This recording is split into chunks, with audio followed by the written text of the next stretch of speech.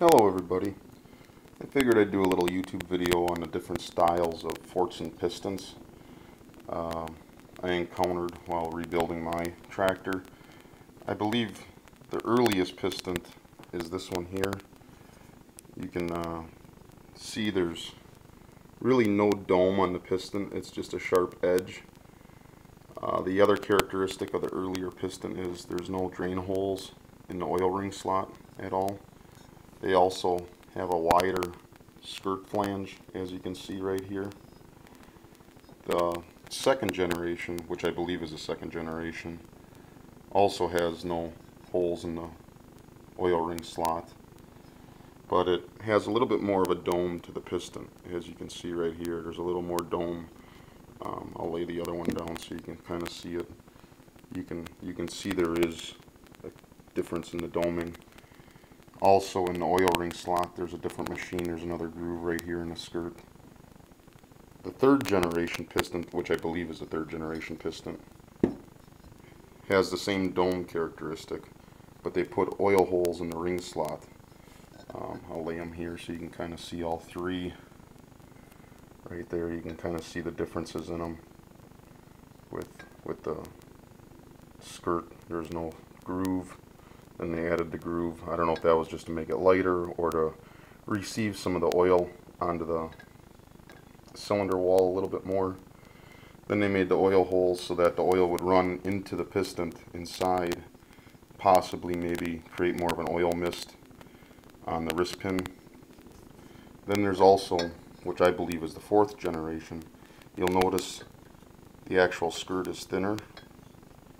They lessened the oil holes, I believe, maybe because of manufacturing. They deemed that there wasn't a need for as many oil holes, and just to speed up the process. This one has about double the oil holes as this one, but I would just say it's the newer piston because of there's less cast iron, as you can see by the thicknesses of the skirt. I'll lay this one down here.